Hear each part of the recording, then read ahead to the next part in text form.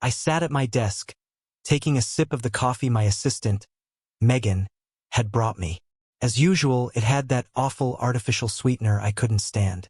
"You keep this up, and I might just switch to black tea," I joked, even though my mind was far from lighthearted. I was neck-deep in a thorny copyright issue, and of course, the federal government was dragging its heels on releasing the documents I needed. Their notorious inefficiency was the bottleneck, and I couldn't help but wonder just how many layers of red tape a simple request had to crawl through before anyone would actually do their job. The whole mess left me in limbo, unable to move forward with my next project. Meanwhile, the financial losses loomed on the horizon, casting an uncomfortable shadow over everything. Even the simplest tasks had grown frustratingly complicated thanks to political correctness and bureaucracy. It left me feeling like I was increasingly out of touch with how things worked in today's world. Megan walked in, breaking into my brooding. "There's a young woman here to see you," she said, holding out a photo. She wouldn't give her name, but she wanted you to have this. As I took the picture from her hand, a wave of dread hit me like a punch to the gut. Why now? The photo was old Linda and me on our wedding day, frozen in time from 18 years ago. Memories I tried to bury started clawing their way to the surface. Betrayal, heartache, and the bitter taste of being used. Back then, I was naive, clueless about how power and money could twist people. I'd come back here to rebuild, to lick my wounds, and I wasn't ashamed to admit it. "Find out if she's Emily or Anna Harper," I told Megan as I handed her a USB drive and a small Ziploc bag. "If it's her, show her the video on this drive. If she asks for a copy, give her everything. Once you've taken care of it, bring me the original." At 42, I'd made peace with being a bachelor. My short-lived marriage to Linda, Mae Thompson, had left scars I wasn't eager to reopen. Trust was something I now held close, and very few people had earned it. I stood 6 feet 4 inches, with a 38-inch waist and weighing 200 pounds. I kept fit with 2-hour gym sessions after work. My hair, mostly dark brown with a few streaks of gray sneaking in, still turned heads now and then. But relationships, they were fine as long as they stayed casual. Love and marriage? I'd sworn off both. About an hour later, Megan returned with the young woman in tow. She was determined, anyone could see that. Her sharp emerald eyes locked onto me as she took a seat, her expression practically daring me to try brushing her off. "Do you know which one it was?" I asked. "Anna," she said, her voice steady but tinged with something raw. "Who is she? And why is she so upset?"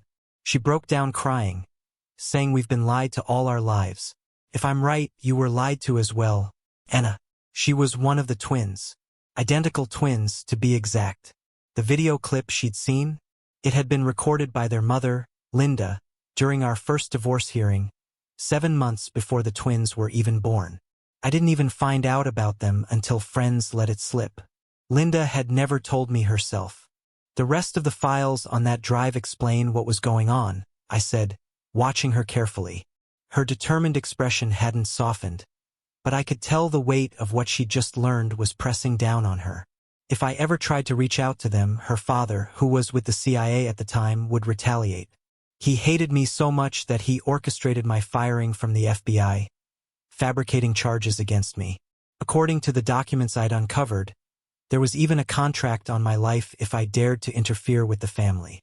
He was a powerful and dangerous man, someone you didn't cross lightly. Linda, my ex-wife, left me to marry my former best friend, a man she'd been having an affair with for months. From what I'd gathered, he was their biological father. How did she find me? And what does she want now? I asked, frustration and confusion spilling into my voice. "She found an old photo in their attic with your name on it," Megan explained. "She Googled you, recognized you from the picture, and kept digging. Apparently, she also found your original marriage certificate and divorce papers. Social media and some online sleuthing did the rest. She's here because she's desperate. Her twin sister needs a bone marrow match, and time's running out. Why come to me, though? Why not go to their father?" I pressed, still struggling to piece it all together. "Because he isn't their father," Megan said, her voice steady but loaded with meaning. "During the testing process, Anna suspected something was off and pushed the doctors to run a DNA test. Turns out, Mr. Harper isn't biologically related to them. I sat back in my chair, stunned. My mind raced through the implications. Megan's expression softened into a big smile, though tears welled in her eyes as she said, "If Anna's right, it means Linda lied to you. Jack, you could be their father." I couldn't speak. Emotions I hadn't felt in years hit me all at once. Anger, hope, sadness. I knew it the second I saw her, Megan added, standing up. Anna has that unmistakable look, just like your younger sister when she was a teenager. "Are you ready for the biggest shock of your life?" she asked. Taking a deep breath, I finally nodded. "Send the information on the drive to my publishers," I said, my voice shaking but resolute. "Tell them to release it anonymously and stress that it can't be traced back to me. My life might still be at risk. Make it clear the details need to go public as soon as possible. Then, find someone to do a rush DNA test. If I'm their father, I want proof before I confront Linda. And Megan, I'll need a good litigation lawyer. Someone who can help me fight for my parental rights." I stood, pacing the room as the gravity of the situation settled over me. "Clear my schedule. I need to get to Emily's hospital right away," I added. "And I need to find Anna." Megan nodded and called out to her. "Anna, come in and introduce yourself." Anna walked in hesitantly, but the moment I saw her, I froze. She looked exactly like my younger sister had at 16. My throat tightened, and I could feel the tears coming before I could stop them. Without a word, both of us broke down crying. Megan, ever thoughtful, snapped a few photos of the moment with her phone before slipping out of the room to give us privacy. When she returned, she said, "Anna, you've got a blood test appointment at 1. They promised me a rush on the results, and I charged it to the corporate card. I also arranged for you to meet your sister, Sarah, at 3. I reserved a private table at a restaurant. Sarah knows you have important family news to share and will make sure her kids are taken care of so she can focus on you." I stood there, overwhelmed by everything happening so quickly. As Anna walked away to prepare for the appointments, I couldn't take my eyes off her. She carried herself with determination and hope, a reflection of what I used to feel once upon a time. For the first time in years, I felt a glimmer of something I hadn't dared to feel before. A second chance. As Anna walked toward me, a million questions raced through my mind. Overwhelmed, I pulled her into a tight hug, the kind that spoke louder than any words could. Megan, sensing we needed privacy, quietly closed the door behind her. It was almost too much to process. Was I really a father? Anna seemed just as overwhelmed, trembling slightly as we left my office together. We decided to take it slow, like cautiously stepping into uncharted waters. After setting things up with the clinic to email the DNA report as soon as it was ready, we headed out for a late lunch. On the way, Anna told me she'd skipped school and driven all day just to find me. I felt a surge of anger at how reckless that was, but swallowed it down, realizing I was probably reacting like an overprotective dad. Oddly enough, it reminded me of something I might have done at her age. When we arrived at the restaurant, I immediately spotted Sarah's car. Anna seemed hesitant. "I know we're here to meet my sister, but why did Megan set this up without telling you first?" she asked. "You're about to see exactly what Megan and I saw the moment we met you," I replied, glancing at her with a small smile. "It'll make sense soon. It's why we believe you and Emily are my daughters. And honestly, it's why I was stunned when the test came back positive." She hesitated, then asked, "Can I call you Dad?" I couldn't stop the smile from spreading across my face. "I'd love that," I said, chuckling softly. The restaurant was a cozy, family-owned place. Definitely a step up from Red Lobster, with a warm atmosphere and a great reputation. The owner himself, along with the hostess, greeted us and escorted us to a private booth right away. I ordered a bottle of champagne and plenty of extra tissues, sensing we'd need them. Sarah had her back to us when we arrived. I turned to Anna. "Hang back for a second," I said. Then, stepping forward, I greeted my sister. "Hey, Sarah. Thanks for coming on such short notice." She looked up at me, her brow lifting. "You look happy." What's going on? Stand up, I said with a grin. There's someone I need you to meet. When Sarah got to her feet, I motioned for Anna to come over. This is Anna, I said. Linda's daughter. Sarah turned, her expression instantly freezing as she stared at Anna. It was like she was looking at a younger version of herself. They had the same long brunette hair, the same high cheekbones, the same light blue eyes that could light up a room. Even their smiles had that warm, familiar curve. Oh my God, Sarah finally gasped. Mark, you should have warned me. This is unbelievable. How long have you known about her? She demanded, her voice breaking slightly. About 5 hours, Anna admitted with a nervous laugh. I surprised him at his office. Megan and Dad figured it out immediately. Seeing them together was surreal. The server returned with tissues, clearly understanding the private moment we were having, and Sarah wasted no time. Through her tears, she quickly explained to the hostess that 3 more people would be joining us. They graciously moved us to a larger table. Sarah then grabbed her phone and made an urgent call to her husband. You need to come to the restaurant right now, she told him, her voice shaking, and bring Mom and Dad. It's a family crisis. On the other end, our mom panicked.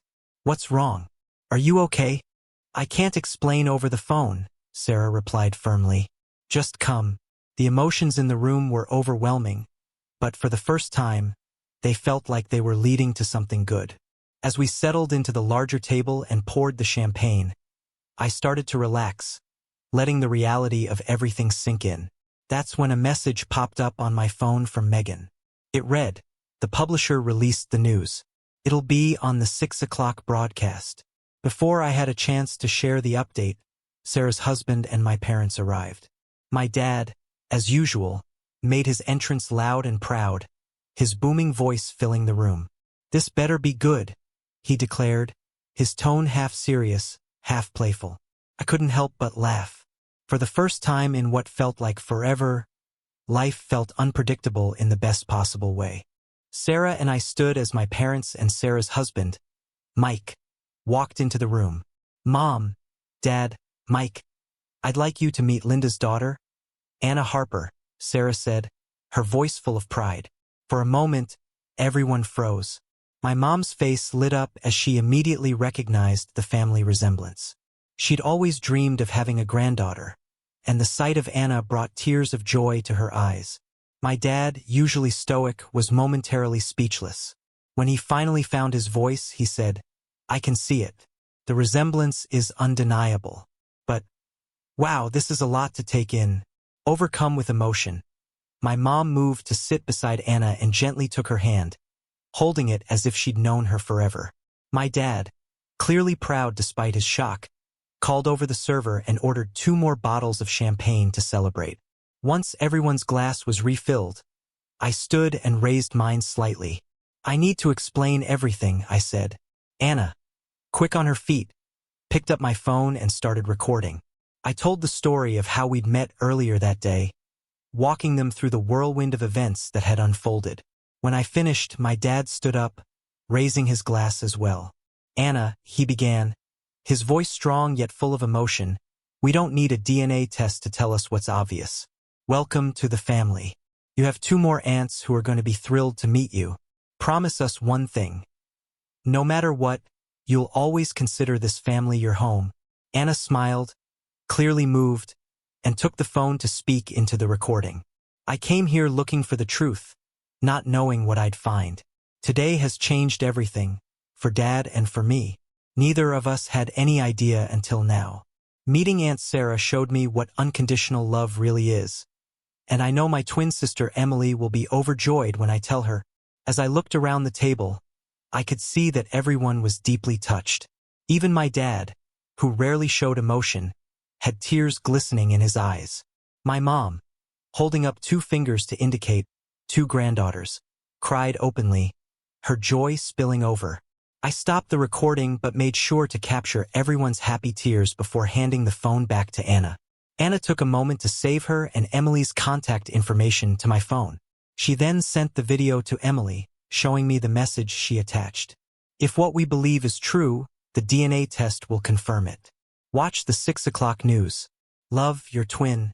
My mom, still processing everything, asked to see more proof. Anna pulled out her phone and showed her several photos of herself and Emily. My mom insisted on getting copies, so Anna transferred them to her laptop. Soon, the images were displayed on the screen for everyone to admire, the similarities between Anna and Emily making the truth undeniable.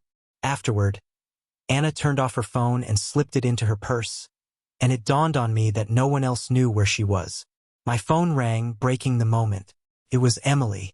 I excused myself and stepped away to answer. Hello? This is Emily. Her voice came through, anxious but steady. After seeing the video, I had to call. Anna won't be home until at least 7 o'clock. She's stopping by the police station to get an update.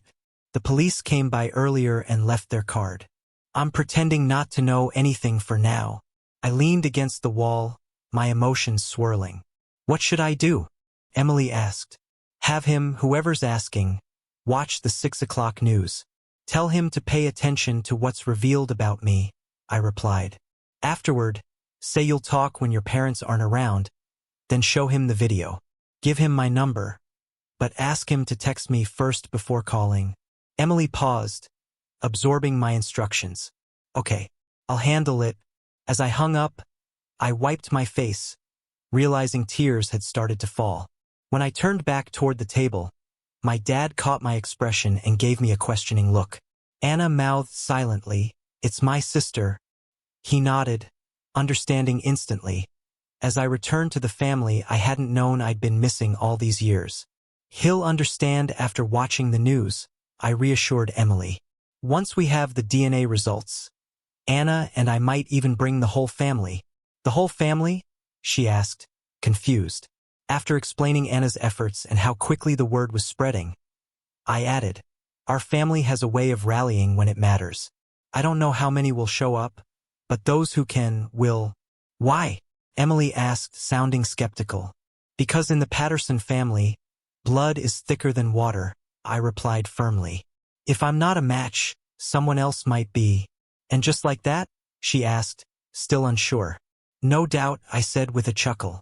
We may feel like strangers now, but trust me, that won't last. We talked a little longer, Emily's nervousness giving way to relief. She ended the call with a mix of gratitude and sobs, clearly overwhelmed. Back at the table, dinner arrived, and I explained to everyone why Anna had come. Almost instantly, phones started buzzing as my family began reaching out to spread the word and gather potential matches. My mom, always the organizer, took charge, jotting down names and making plans like she was running a small army. Anna, how did you get here? My dad asked, his curiosity piqued. I drove my old '94 Voyager van, Anna admitted with a laugh. It's barely holding together. It's in Dad's parking lot, I added, shaking my head. That van isn't going anywhere but my dealership tomorrow, my dad said, his tone firm. You're not driving back in that death trap. It's a miracle you made it here in one piece. At her age, you had just as much sense as she does, my mom teased, clearly enjoying the moment. So, what do you plan to give her? I asked, curious about my dad's sudden generosity. She can pick out a new one. He replied with a wink and a grin. If I could choose, I'd pick a 4x4. I love the outdoors, Anna said, her excitement showing. That's perfect, my dad said, his grin widening. We're an outdoors family, through and through. If the weather allowed, we were always out fishing, camping, or hunting. He launched into a nostalgic story about the summer I learned to water ski, and even barefoot ski, drawing laughter from everyone at the table. It was like he was holding court, sharing memory after memory, painting a vivid picture of the adventures we used to have. By the end of the meal, both my parents insisted that Anna stay with them for the night.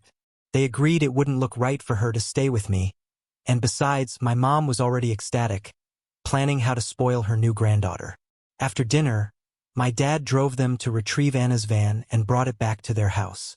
My mom was in her element, chatting nonstop about her plans for the next day.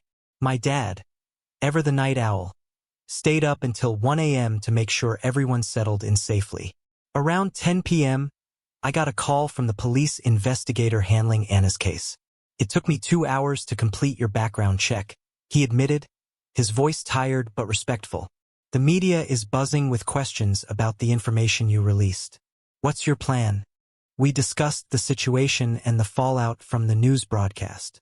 Seeing the video of 3 generations together had answered many of his questions, but I assured him we were expediting the DNA tests to confirm our relationship.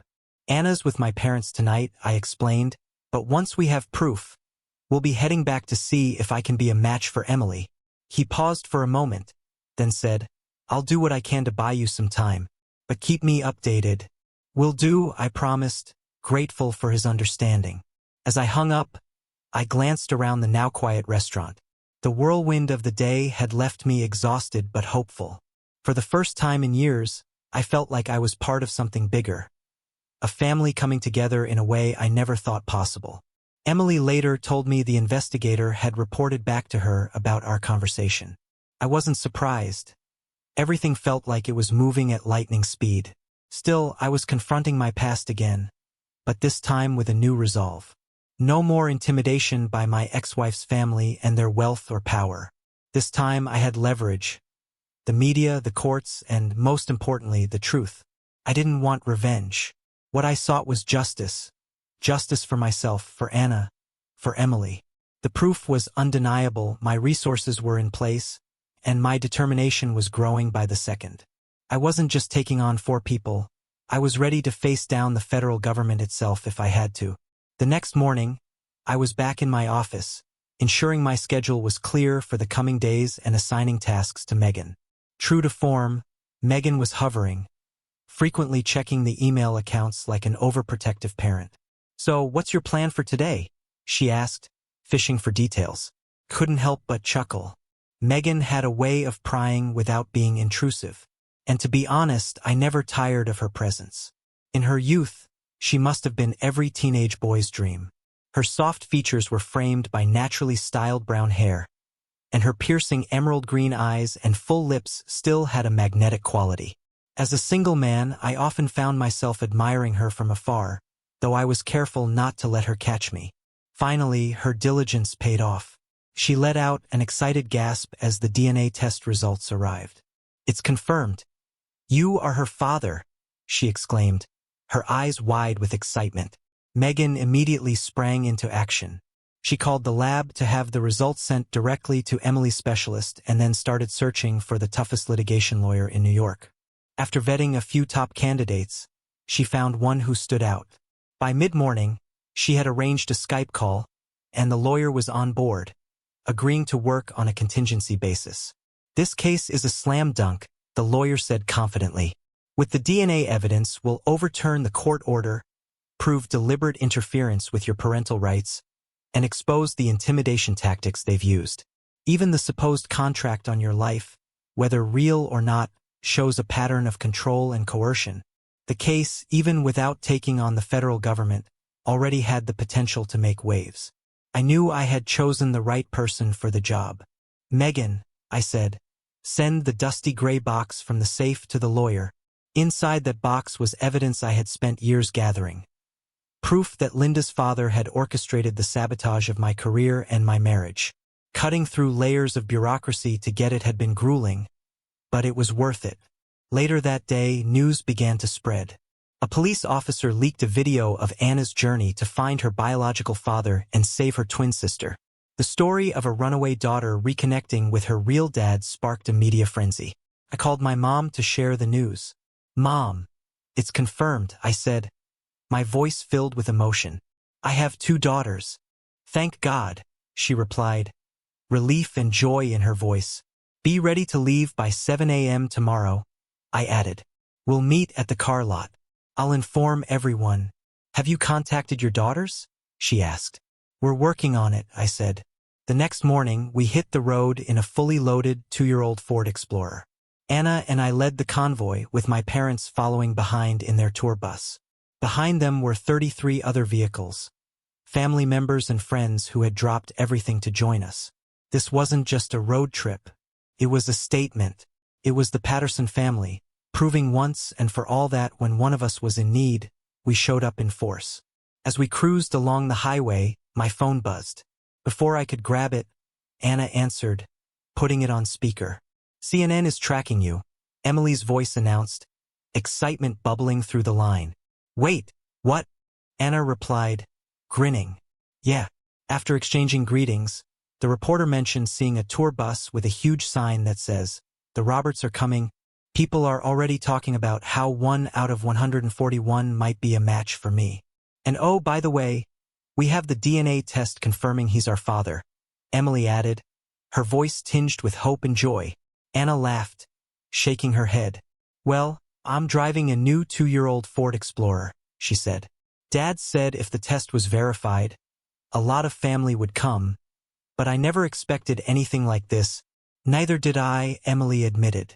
It's giving me hope I didn't know I had. I can't even remember the last time I felt this good. She paused for a moment, her tone softening. Dad's family spread the word like wildfire. People just came out of nowhere. I've met so many relatives this morning that I've lost count.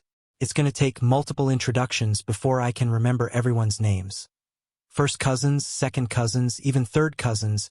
Anna smiled as she drove, a glow of pride lighting her face. I'm so proud of this family, she said. I want to change my last name to Roberts. My chest swelled hearing her say that. I never knew families like this even existed, Anna went on. At one point, I got so overwhelmed I nearly drove off the road. That's when I realized I need to write about this experience in my next book. The two sisters kept chatting about Anna's morning, laughing and sharing stories until Emily suddenly said, I've got to go. Mom just walked in. As the call ended, Anna glanced at me. Dad, are you okay? She asked, noticing my quiet demeanor. You look really emotional. How do you think I feel? I said, my voice thick with pride and emotion. I've just discovered I have 2 incredible daughters. Daughters who were raised by my ex-wife and a former friend without me knowing. One of you is vibrant and full of life, while the other is fighting for hers. But Anna, I continued, what strikes me most is your strength. You're so independent, moving mountains like it's second nature, just like I would. And now you want to take my name. I paused, overwhelmed. I couldn't be prouder. Anna reached over and touched my arm, her voice steady and comforting. Dad, we're here now. That's what matters. I was so focused on saving Emily's life that I didn't stop to think about the impact all this would have on you. I confessed. When I found out I wasn't a match because of a faulty gene I inherited from my mother, I was crushed. The emotional turmoil I've caused. Stop, Anna interrupted, her voice firm. Forgive you? For what? For coming into my life and turning it upside down? No, Dad. That's what life is about. You've given everyone in this family another person to love. And you've given me the chance to have a real dad. Her words hit me like a tidal wave. Tears rolled down my cheeks as I managed to say, your grandparents adore you. My mom. She's over the moon seeing her face in you. It means everything to her. You and your sister have become her favorites by birthright. Anna laughed. She's been spoiling us rotten. Yesterday we went shopping, and for everything she bought me, she got one for Emily too. She kept saying she had years of spoiling to make up for. That's your grandmother, I said with a chuckle. Trust me, it'll be impossible to keep her away. I've tried, and it doesn't work. We both laughed, and I added, Sarah and the rest of your aunts are going to brag about this for weeks. Mark my words, Anna. By the time this is over, it'll be a family legend passed down for years. Our light-hearted moment was cut short when my phone pinged with a news alert. It didn't take long to confirm. Linda had seen the live news feed about our arrival. Linda had started having severe panic attacks, the walls she'd carefully built around her lies crumbling under the weight of the truth. Emily, now feeling stronger and more empowered than ever, decided to confront her mother head-on. As soon as Linda turned off her phone, Emily demanded, Mom, why did you hide the truth about our real dad? When Linda remained silent, Emily pressed harder. You hid the truth from us. You made decisions about our lives. What gave you the right to play God? Even Dad didn't know. If Anna hadn't found him and fought for the truth, would you have let me die? Linda sat frozen, unable to respond. She had never expected the truth to surface after so many years. Her father had hated Mark from the start and had done everything in his power to drive him away. But now, her carefully constructed facade was crumbling, and there was no stopping it. Before the tension could escalate further, Emily's doctor walked into the room. "We've received DNA from a man we didn't know was your biological father," the doctor explained. "The results confirm he's your dad. He's coming to be tested, and there's a good chance he'll be a bone marrow match. He should be here tomorrow afternoon, and for his protection, he'll have a security detail with him." The doctor left, leaving silence in his wake. "My bio-dad is coming here," Emily stated firmly, staring directly at her mother. "And not just him, he's bringing 140 others, just in case he's not a match. He wants to give me a fighting chance." "Why?" Linda whispered, the word barely audible. "To him and his family, blood is thicker than water," Emily replied. "Though I'm a stranger to them, I'm still family. And in their world, family comes first." Emily took out her phone and held it up. "You had to know we looked like our real dad's side of the family. Watch this video. It proves everything." Linda reluctantly watched the video of Mark's family meeting Anna for the first time. The unmistakable resemblance across 3 generations was undeniable. Mark's mother, Anna, and even Mark himself all shared similar features. The truth was staring her in the face, and she could no longer deny it. Her daughters now had the proof, and the years of lies and secrecy were beginning to backfire in ways she hadn't anticipated. As Linda sat there in stunned silence, a man suddenly appeared at the doorway to Emily's hospital room. "Linda Harper?" he asked, holding a large legal envelope. "Yes, that's me," she replied hesitantly. Without another word, the man handed her the envelope. "You have been served," he said curtly before leaving. Linda fell to her knees, clutching the envelope as sobs racked her body. Emily, furious, felt no pity. "Mom," she asked coldly, "why did Grandpa put a contract on my bio-dad's life?" Linda didn't respond. Meanwhile, across town, Brian Harper had just left a corporate meeting. He was walking down the hallway when a man approached him, handing over a similar envelope. "You've been served," the man said before walking away. Brian sat down in the reception area, his hands trembling as he opened the envelope.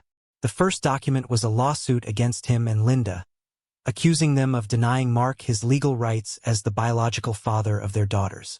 The second lawsuit was even more damning, alleging that Brian, Linda, and her parents had conspired to ruin Mark's marriage and career. The lawsuits painted a grim picture.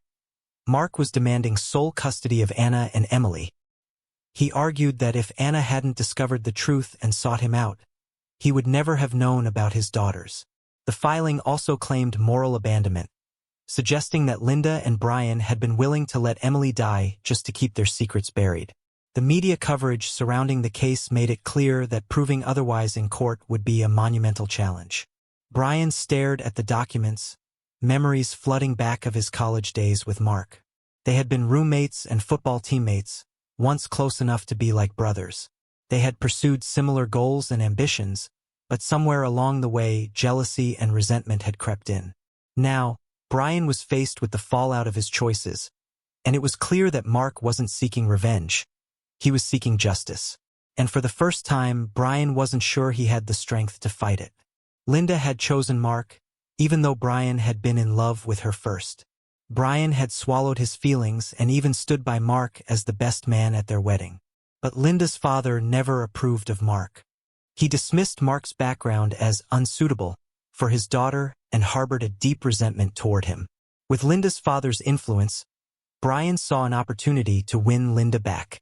He agreed to his manipulative schemes, which slowly set their plan into motion. Mark, dedicated to his work with the FBI, was frequently sent on assignments. Her father used this to his advantage, ensuring Mark was kept busy and often away. In his absence, Linda and Brian were left alone together. Over time, their friendship grew into something more, and while Mark was on an undercover mission for 2 months, Linda and Brian became lovers. When Mark returned, Linda's father was waiting for him. He confronted Mark with unedited recordings of the affair, evidence of Linda's betrayal. Mark was devastated, blindsided by the revelation. Linda, unaware at the time that she was pregnant, attributed her missed periods to the stress of her unraveling marriage. Delighted by the scandal, her father wasted no time pressuring Mark to file for divorce. Mark, crushed and disillusioned, complied. When the twins were born months later, it was unmistakable. They had Mark's features.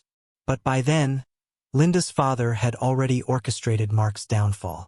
False accusations against Mark led to his unjust dismissal from the FBI, and he left the area under a cloud of shame. It took him 4 years to clear his name, a grueling battle that kept him far from the life he'd once hoped to build. Meanwhile, Linda and Brian married and started a family of their own, raising 2 sons together. The truth, however, was always close to the surface. Unedited versions of the recordings later revealed the full extent of the conspiracy between Brian and Linda's father to destroy Mark's marriage and career. Now, years later, Brian couldn't help but wonder how Linda would react when the full truth came to light, and whether their sons would see him for who he truly was. Anna and I finally reached our last stop of the night around 9 p.m., utterly exhausted from a 14-hour drive. We ordered a light meal to our rooms, barely touched it, and fell into a deep sleep. At 5 a.m., the wake-up call jolted us back to life. We left early, splitting up from the rest of the convoy. While they prepared for the 6-hour drive, I had a clandestine meeting scheduled with a detective and an FBI agent. Anna dropped me off at the Igo Police Department, where I met Detective Thomas Grant and FBI agent Ryan Davis. For over an hour and a half, we went over Linda's father's interrogation. I handed over a USB drive containing years of evidence I had painstakingly collected and provided my lawyer's contact information. By the end of the meeting, I was officially placed under protection. From there, I was escorted to the hospital to undergo a blood draw and determine my eligibility as a bone marrow donor. The process was swift, and I felt a renewed sense of purpose as I made my way toward Emily's private room. As I approached, I could hear Anna and Emily talking inside.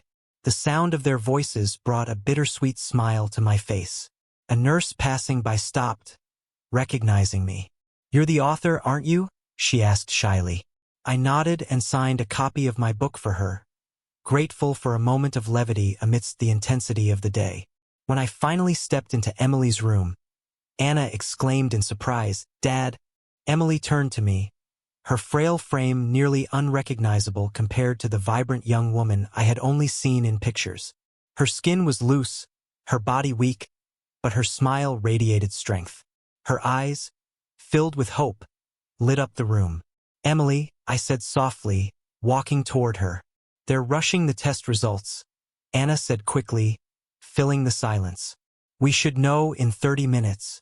She paused and added, "The rest of the family is checking into their hotels. Grandpa and Grandma are already at the hospital having their bone marrow drawn, and they'll meet you soon." Emily's smile widened. "If there's more than one match," she said with a glimmer of hope, "the doctor said they'll let us choose who's best for the transplant."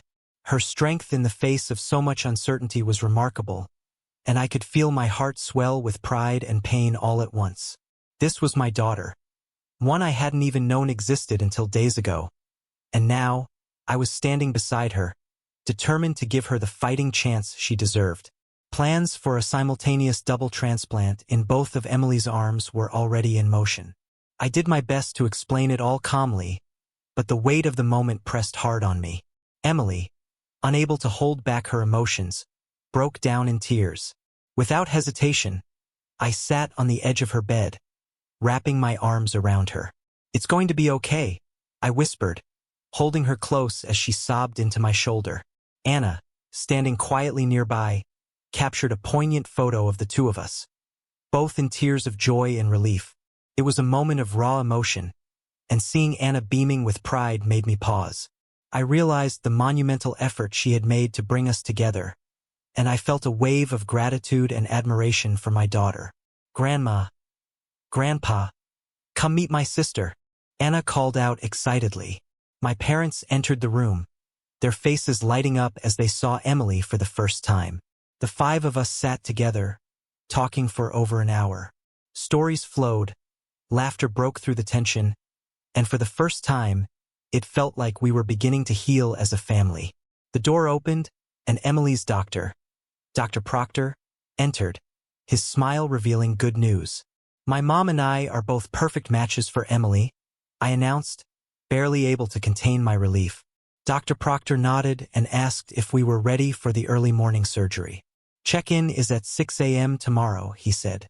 My dad and I exchanged a glance before he whispered, "Thank God." We prayed for a miracle all the way up here. Emily hesitated. "Don't you need my parents' permission for this?" Dr. Proctor shook his head. "Normally, yes. But we received a court order this morning thanks to Mr. Roberts, allowing us to proceed if he or a relative was a match. The judge believed that your mother and stepfather weren't prioritizing your needs. Mr. Roberts also offered to cover all non-insurance costs." Anna grinned knowingly. "I'm not surprised, sis. After what Mom and Brian did, Dad had no choice but to involve the courts. He had to make sure there were no delays." As if on cue, a security guard entered the room. "You're about to be featured on national news," he said. Emily quickly grabbed the remote and switched to CNN. The headline flashed across the screen, revealing my identity as the author of a popular book series valued at an estimated $40 million. The room went silent. Anna, Emily, and Dr. Proctor stared at me in astonishment. My parents, equally shocked, turned to me with wide eyes. "My God, Dad," Emily exclaimed. "I've read all your books. They're amazing." I chuckled, feeling a bit sheepish. After my life fell apart, I had to reinvent myself. Writing became my therapy. My first book success was a turning point, and it just grew from there. I keep my stories current, exposing raw truths about world events, society, and morality. People don't always like it, but it's honest. For the first time in 15 years, I checked into a hospital, not as a visitor, but as a patient. Emily, wanting to share a room with me, made a heartfelt plea to the staff. Unfortunately, hospital security wouldn't allow it. Anna spent the evening darting between my room, Emily's, and my mother's, trying to keep everyone updated and connected. Meanwhile, my dad stayed busy on the phone, calling relatives to let them know about the transplant and the latest news. Linda and Brian eventually arrived after work, their faces showing discomfort as they stepped into the hospital. The cold reception from everyone was impossible to miss. Emily, calm but direct, greeted them with, "I'm being prepped for surgery tomorrow. I'm getting a double bone marrow transplant, thanks to a court order." Linda, clearly caught off guard, asked how. "My bio dad and his mother are perfect matches," Emily explained, her tone steady. "Both of them are donating so I can recover fully." Linda's expression shifted, her face pale as the news sank in. "Mom," Emily continued, her voice now firm, "do you know who John Whitaker, as in John Whitaker?" Emily asked, a mischievous smile forming. "He's your favorite author, right, Mom?" Linda nodded slowly, her confusion apparent. "Well," Emily continued, dropping the bombshell, "John Whitaker is just a pen name. His real name is Mark Evan Thompson. My bio dad." Linda and Brian both turned as pale as the hospital walls. The revelation landed like a thunderclap. They had been clinging to the hope that the court case would quietly go away, but this news shattered that illusion. Mark's success and net worth made it clear that he wasn't after money. He was after justice. Emily pressed on, her voice steady but cutting. "Mom, did you know your father has been in FBI custody all day? Maybe you should check with Grandma to see if he's even home." Linda visibly stiffened but said nothing. "Can you explain why all this is happening?" Emily asked, her tone laced with a sarcastic smile. Meanwhile, Anna was somewhere else in the hospital, either in my room or with Grandma Patterson. If Linda and Brian wanted to talk to her, they'd have to track her down. Anna and I were in my hospital room discussing how she planned to handle her mother when a knock at the door interrupted us. A security guard poked his head in. "Mr. Roberts, do you know these two?" Before I could respond, Anna beat me to it, her quick wit on full display. "Miss Fiancée, didn't you see my ring?" she said, opening the door for Linda and Brian. "Dad, I wouldn't trust these two for a second. Anna declared, her eyes narrowing. They're just trying to cover their tracks. You don't even know half the story. Anna didn't mince words. Megan, who had been quietly standing nearby, jumped in. Your dad's lawyer has video evidence showing your stepfather receiving a check from your grandfather. Megan began, her voice calm but cutting. It was payment for helping break up your parents' marriage.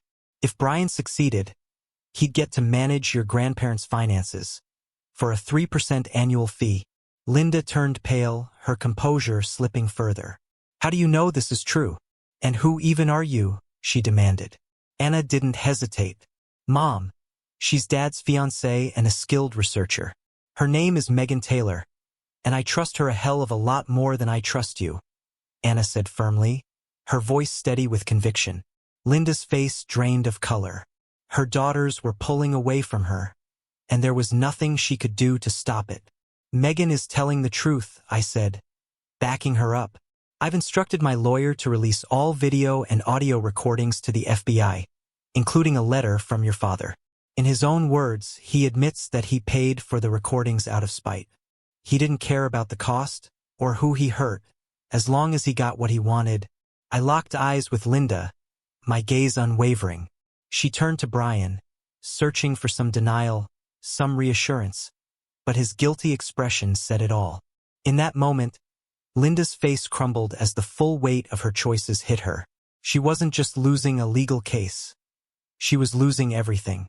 For the first time, she realized the depth of the love she had forfeited when I walked away. Linda took a deep breath and turned to Megan. Megan, a piece of advice, she said, her voice shaky. Don't let anyone manipulate you like I did. Then, turning to me, she added, Mark, I need to talk to you. Alone. After the surgery. I nodded, keeping my expression neutral. Linda sighed heavily. Right now, I need to go home and think, she said. Anna, will you walk me to my car? Anna nodded. I'll be back soon, Dad, she said. Mom and I need to talk about a few things. Megan, stay with him until I return. Megan and I watched them leave, both silent as Linda held herself together just long enough to get out of sight. The moment she was alone, her sobs broke through. It was a sound of pure despair, the sound of someone realizing the full extent of the damage they had done. Megan glanced at me, her expression soft with understanding. She's starting to see it now, she said quietly. I nodded, feeling a mixture of vindication and sadness. It's about time, I replied. Brian, who had always lived a life of privilege and control, now stood paralyzed by fear. The truth, long buried under lies and manipulation, had finally surfaced, shattering the carefully constructed illusion of his life. Linda, glaring at him with a mixture of anger and betrayal, would never trust him again. Mark, Brian began, his voice trembling, I dreaded this day. I never thought you'd come back. If we had met by chance, I could have ignored it, pretended it didn't matter. But this, he shook his head, his shoulders slumping in defeat. I never saw this coming. It's best I leave now and say nothing more. And with that, he walked out, leaving a heavy silence in his wake. I turned to Megan, who had been watching quietly. For the first time, I noticed a faint blush creeping up her cheeks as our eyes met. There was something different in the way I looked at her now. Genuine affection mixed with curiosity. I wondered, was she playing me? Or was she finally revealing her true feelings? And what about me? Did I love her as a friend? Or was it something more? Either way, something inside me had shifted. My daughters had awakened something I'd buried long ago. I realized how much of my life I'd spent in the shadows of others, finding joy in their excitement, but never creating my own. Megan, I said softly, breaking the silence, we need to talk. While I'm recovering. Her brow furrowed slightly, but she didn't interrupt as I continued. These past few days have opened my eyes. I've been too comfortable sitting on the sidelines instead of being in the game. Megan's expression softened, and she smiled faintly. Mark, when I got divorced, you stepped in. My kids were still young, and you've been more of a dad to them than their biological father ever was. From baseball games to father-daughter dances, you were always there. I know why you pay me more than the going rate, she said, her voice steady. It's because you care. You want to make sure the kids in your heart are always well taken care of. She paused, her eyes glistening as she continued. On their birthdays you went all out, making them the envy of their friends. During summer breaks, you took us on trips that gave us memories to last a lifetime. And when they had questions, you answered them like a father should. They love you, Mark. And you love them, too. But your only problem, she added, her voice dropping to a gentle tease, is your fear of commitment. Her words hit me like a freight train. I tried to respond, but the lump in my throat wouldn't let me. Megan was right about everything. Gathering my thoughts, I walked over and sat beside her. Taking her hand in mine, I looked into her eyes. Linda betrayed me. Her father intimidated me. And my best friend deceived me. I lived with constant threats hanging over my head. So I put myself into protection mode and stayed there until a few days ago. But now that I've realized it, I said, my voice steadying, can we go on our first real date? Or is it too late for you and me? A slow smile spread across her face. Took you long enough, you old fool, Megan said before leaning in and kissing me. Pulling back just slightly, she grinned. I'm texting the kids to let them know we're officially a couple and working things out. Pretty confident, I teased, smiling back. I texted Anna next, thanking her and asking how things were going. Her response came quickly. Mom didn't know. She's taking it hard and won't be back tonight. Let Emily know. Megan and I headed to Emily's room, where I introduced her as my girlfriend. Emily's face lit up despite her exhaustion. We explained everything that had happened earlier and showed her Anna's text. As we finished, the door opened, and my sister Sarah walked in.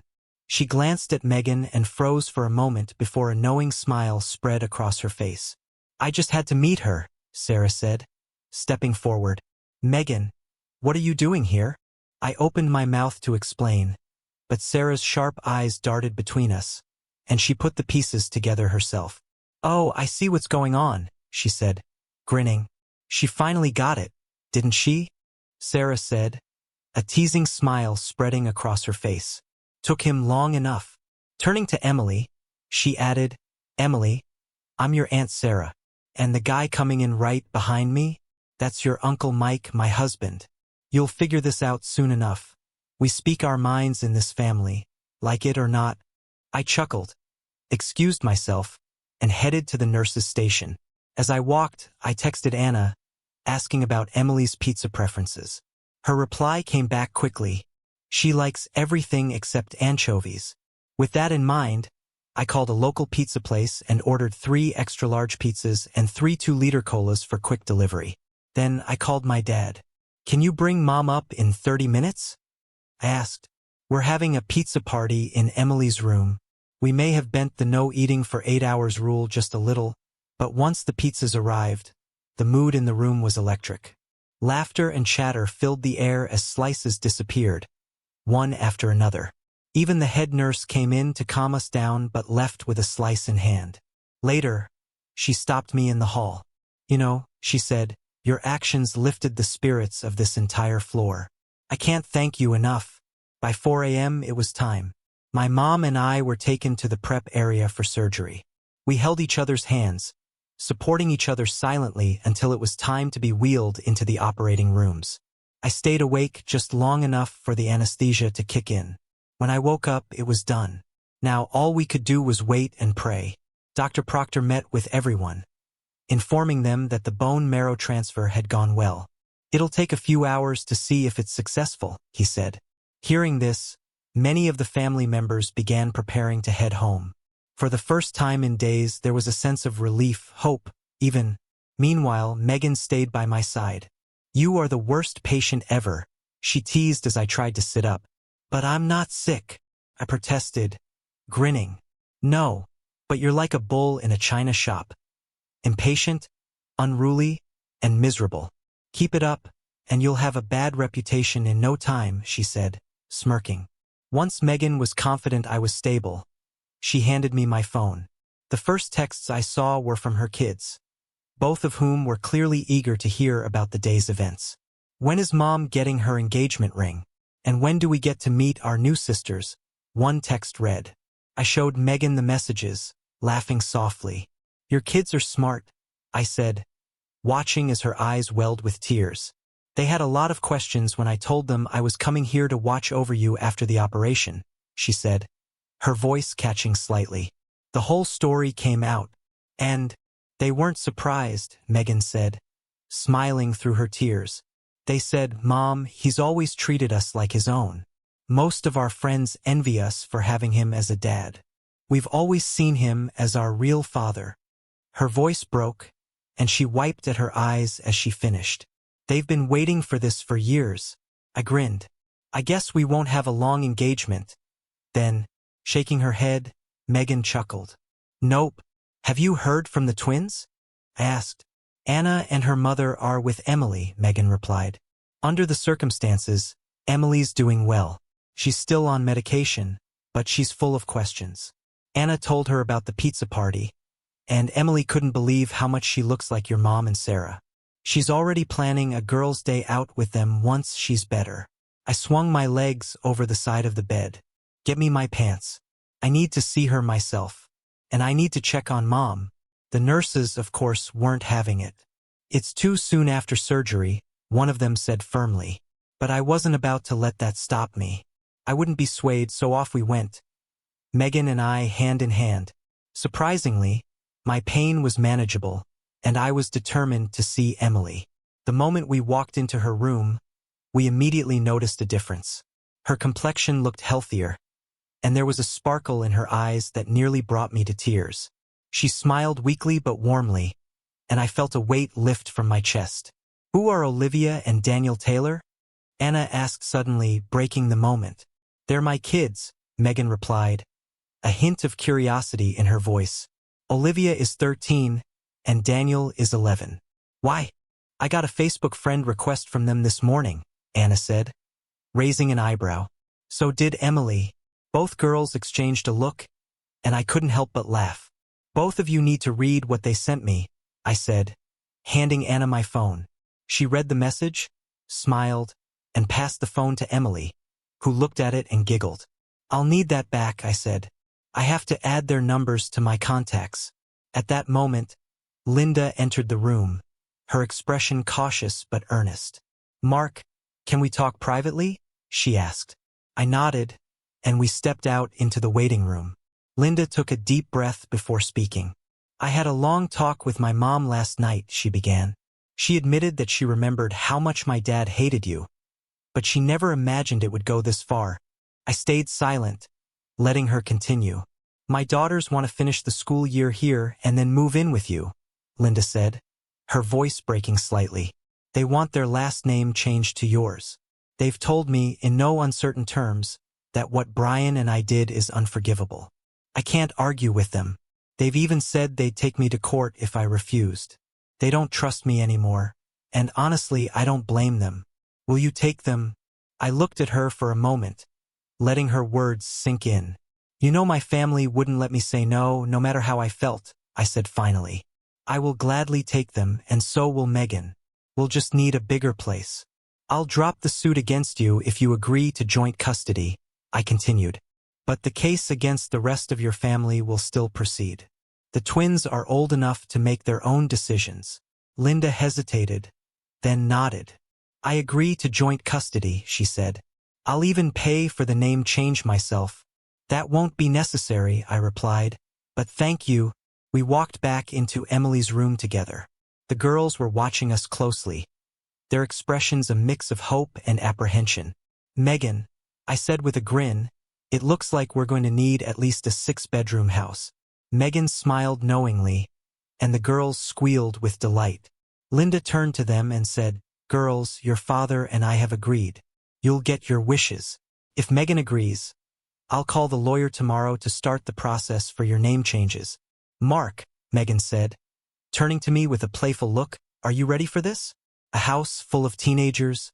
No one's ever truly ready, I replied with a laugh, but we adapt. Honestly, I'm just getting used to the idea of 2 carrying my name. Make that 4, Megan said with a smirk. Olivia and Daniel want you to adopt them. They've already started signing their names as Roberts. I shook my head, smiling. Call James Baker's firm to start the paperwork. Then text the kids to let them know our plans. We'll also need to figure out which areas have the best schools, so we know where to look for our new home. Anna, always quick on her feet, picked up her phone, opened her contacts, and made a call on speaker. "Hello?" came Olivia's voice. "Who is this?" "This is Anna, your soon-to-be older sister," Anna said with a grin. "Is Daniel with you?" "Prove it," Olivia replied suspiciously. "I can't just take your word for it. Dad taught us to be careful. Dad taught us not to take calls or messages from unknown sources without proof," Olivia said sternly. "Seriously, is this a scam?" Megan chuckled. "Olivia, it's not a scam. Mark and I are getting married. You're talking to Mark's daughter, Anna." Anna jumped in, her voice light and teasing. "We're all going to be Roberts. Emily and I are changing our last names, and your dad has already started the process to adopt you and Daniel, so you can officially be part of the family too." "Awesome," Daniel exclaimed. "Tell Dad it's about time." "How's Emily?" Megan and I exchanged a warm look as we witnessed the first conversation of our soon-to-be blended family. She squeezed my hand for support. "I'm getting better," Emily chimed in, her voice steady but hopeful. "So far, so good. I'll text you both so you can add my number." "Emily, Anna," Daniel began, his tone firm, "our dad is the only father we've ever known. Our bio dad was gone before we even knew him. Your dad has been better to us than any of our friends' parents." And he continued, "Mom's been in love with him for a long time. When we all come together, we need to accept that we're siblings, nothing more, nothing less. Olivia and I won't let anything disrupt our family unity." Emily and Anna nodded in agreement, their smiles reflecting a shared understanding. Megan's eyes shone with tears. "They've truly embraced your values and principles. Mark," she said softly, "you should be so proud of them." "I am," I replied, my voice thick with emotion. Pride swelled in my chest as I realized how much our family was coming together. We said our goodbyes for now and made our way to see my mom. When we walked into her room, my dad was sitting with her, and they both looked up in surprise. Dad noticed the glow on Megan's face and smiled knowingly. "Mom," I began, "you're already up and about. Have you seen Emily? How is she?" "She's improving," my mom replied, her voice tinged with cautious optimism. "Her complexion looks better, and she's in good spirits. But it's still early days." "I'm glad to hear that," I said before glancing at Megan, then back to my parents. "We need to have a serious conversation, though, if you both have the time.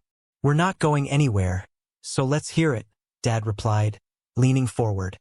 "Emily and Anna will be living with me after the school year," I explained.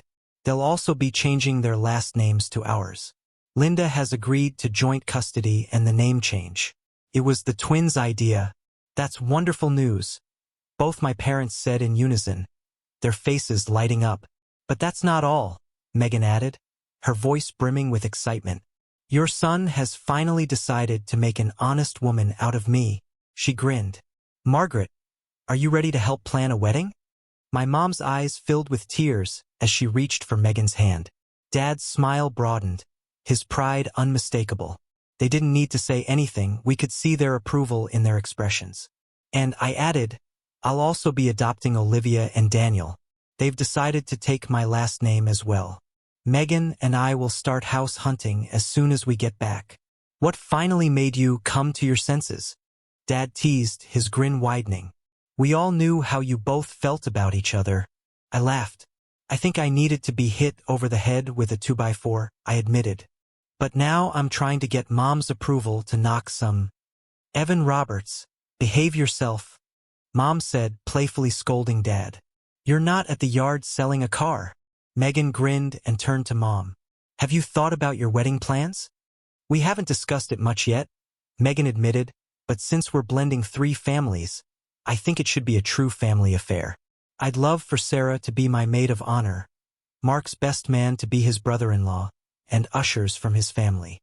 Emily and Anna could be my bridesmaids, Olivia as the flower girl, and Daniel as the ring bearer." Mom's face lit up at the suggestion, but Megan wasn't done. Turning to Dad with a mischievous grin, she added, "And, Evan, Would you walk me down the aisle with my father? Dad chuckled. Well, that depends. Who's footing the bill? And is the reception stocked with Jack Daniels? The room erupted in laughter, but Megan brought it back to me. What do you think, Mark?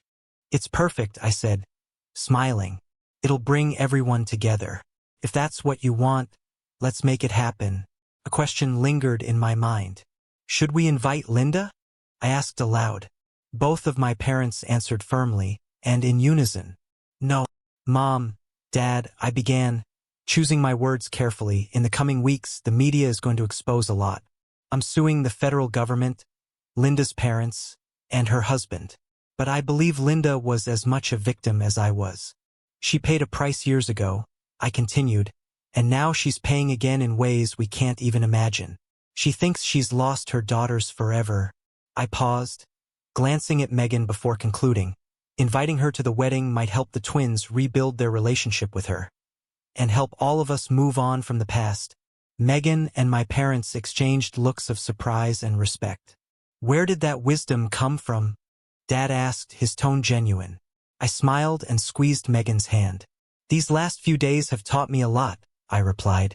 Anna's arrival made me realize what's truly important in life. We returned to my room, and exhaustion quickly caught up with me. I fell asleep within minutes, the surgery and emotions of the day taking their toll. Megan stayed by my side, keeping watch and flipping through the news. It wasn't long before the headlines made everything we had endured public knowledge. Christopher Thompson and Brian Harper had been arrested for lying to the FBI, while the person behind the contract on my life had turned state's evidence. My lawyer had released details of my unjust firing from the FBI, triggering an internal review that was already making waves. When I woke up, Megan filled me in, her voice steady but tinged with a quiet satisfaction. The truth is finally coming out, she said. A knock at the door interrupted us. It was Dr. Proctor, looking pleased. Mark, you and your mother will be discharged tomorrow, he announced. You'll need follow-ups and to have your stitches removed, but everything looks good. And Emily? Megan asked. She's doing better than we expected, Dr. Proctor replied. The big question is how she'll respond as we wean her off the medication. But so far, we're optimistic. After the doctor left, we sat down with my parents to discuss next steps. They decided to stay in the city until Emily was firmly on the road to recovery. We'll fly back together on the private plane, Dad said. He had already booked a room in the same hotel as Megan, while the bus driver was instructed to make the return trip over the next few days. Meanwhile, the media continued to dig into the story. They laid bare the web of deception, backstabbing, and political games that had ruined my marriage and career. One day was dedicated entirely to dissecting how Linda's father had manipulated her with lies and falsehoods, painting her in a harsh and unforgiving light. Linda, once shielded by her father's power, now found herself publicly scrutinized in ways she had never experienced. Megan and I prepared for one last visit to Emily before leaving the hospital. As we walked down the corridor, I couldn't help but reflect on how much our lives had changed in just a few days. Dr. Proctor proudly informed us that Emily was on the path to a full recovery. Her progress was nothing short of miraculous, and the sense of relief was palpable. Meanwhile, someone high up must have been keen to minimize the negative media attention about the federal government's past dealings with me. The security clearance my publisher and I had been waiting on was suddenly approved. Within 2 weeks, over 1 million hard copies of my new book would hit the market. I arranged for 2 first editions to be delivered overnight. After signing them, Megan carefully wrapped the books and tucked them into a shopping bag. We planned our visit to Emily so Anna could join us for the surprise. Your dad and I have set the wedding date, Megan announced with a smile as we all gathered around Emily's bed. It's the first weekend in August. Aunt Sarah will be my maid of honor, but I was wondering if you two would be my bridesmaids. Emily's eyes lit up, and a huge grin spread across her face. Absolutely, Megan, she exclaimed. When I first walked into Dad's office, I was terrified, but you recognized me immediately and said, "You're Linda's daughter. How are we going to handle this?" It stunned me how you accepted me from day one. Her voice softened, full of emotion. I'd be honored to be in your wedding, and I'd love to call you Mom. The three of them hugged, and Emily, bursting with excitement, literally jumped out of bed. The sight of her standing so full of life left me speechless for a moment. Once things settled down, I pulled out the gifts. I have something for you both, I said, handing each of them a wrapped package. Inside were signed first editions of my latest book, inscribed with a personal message. To one of the two prettiest ladies who call me Dad. With love, John Whitaker, Mark Evan Thompson. Emily unwrapped her book first. Her eyes widened as she realized what it was. At over 600 pages, it was my biggest work yet. Knowing it hadn't been released yet, her face beamed with pride. She flipped open the cover, read my note, and burst into tears. Dad, she sobbed, running into my arms. You've already done so much. I didn't need this. I held her tightly, tears threatening to spill as she continued, her voice trembling. Before you came into my life, the doctor said I only had a few days left. Anna knew it too. I don't even know why she went into the attic, but I'm so glad she did, because it brought us you. Anna stood nearby, her own tears glistening as she watched the moment unfold. Dad, Anna said softly, you should know something. Dr. Proctor believes that if Emily had only received one transplant, it wouldn't have worked. The double transplant shocked her body into responding. In the last 6 days, she's gained 10 pounds. Her words filled me with a deep sense of gratitude. I didn't know if you'd come, Anna added, her voice breaking, but you didn't even hesitate. And you didn't just come, you brought a whole tribe. Thanks to you and the family, I'm getting my best friend back. I reached out and pulled Anna into the hug, overwhelmed by the love and resilience of my daughters. Trying to lighten the mood, I asked, how's your mom holding up? Emily's smile faltered but didn't fade.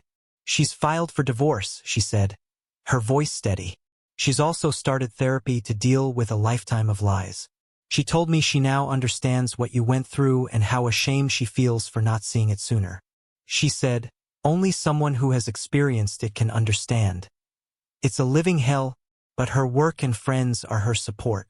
Mom's strong and she'll get through it. The key will be getting her to trust again, I said thoughtfully. Right now, your mom doesn't know who or what to believe, Anna. Even with family support, regaining trust can take years. It usually requires an unexpected act of faith to begin the process. For me, it was you walking through my office door. Thank God you did, Megan chimed in with a chuckle. Mark had me thinking I'd die an old maid waiting for him. She smiled and pulled out her phone. Now, girls, stand by your father so I can capture a few photos. The best one is going to be an 8x10 for his desk. We lined up as Megan snapped a series of shots, her laughter infectious. It was another moment of joy I knew I'd cherish forever. When we stepped off the plane back home, we were greeted by Megan's parents and her children, Olivia and Daniel. The kids rushed toward me with such excitement they nearly knocked me over. Their energy was contagious, and I couldn't help but laugh as I hugged them. My dad stood nearby, grinning ear to ear as he listened to them call me Dad. I realized Daniel was about to have 2 older sisters and 1 younger, just like I'd had growing up. Olivia ran over to my mom, wrapping her in a big hug. I'm so happy you're becoming my grandmother, she said, her voice full of warmth. Watching the scene unfold, I reflected on how quickly my life was transforming.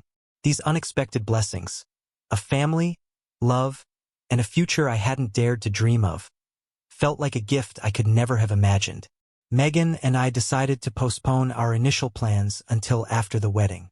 With so much happening, it made sense to focus on the immediate priorities. Megan, knowing exactly what we needed, took charge of finding a new home. I trusted her judgment completely, which gave me time to work on something I'd wanted to do for years: write my first fiction book. Up to that point, my writing had centered on exposing corruption and cover-ups, but this was different. A creative outlet I'd been eager to explore. Megan stayed in touch with the twins, keeping them updated on our plans, while Emily continued to improve, even returning to school part-time. It wasn't long before Megan found a beautiful 20-acre property with an old barn that needed some TLC. Together, we hired a firm to design our dream house, blending functionality and elegance. The plans included a steel and brick exterior, an outdoor kitchen, a spacious patio, a pool, and a 4-bay garage. As Megan reduced her office hours to focus on the family, I poured myself into my writing. With the help of a dedicated editor, I completed over 300 pages and proudly published my first fiction book under my real name. Meanwhile, Linda had taken a significant step forward in her own journey. Using my lawyer, she successfully divorced Brian, securing alimony and coverage for the twins' education costs. My legal cases entered mediation, and it became clear the opposition had lost the will to fight. The countdown to the twins' arrival was filled with anticipation. Olivia, Daniel, Megan, and I eagerly awaited their last school day. On the afternoon they were set to move in, Daniel was the first to spot them driving up our new driveway. "They're here," he shouted, his excitement evident. We all rushed outside to greet them. As Emily and Anna stepped out of the Explorer, I was stunned by how much Emily had recovered. Her strength and vibrancy had returned to the point where, standing side by side, she looked indistinguishable from Anna. Megan leaned close to me, whispering, "We'll figure it out." Her tone was warm and full of pride. Daniel, already stepping into his new role as a protective big brother, took charge of their luggage, insisting on carrying it all himself. Megan, glowing with excitement, led the way, proudly showing off the house to the twins.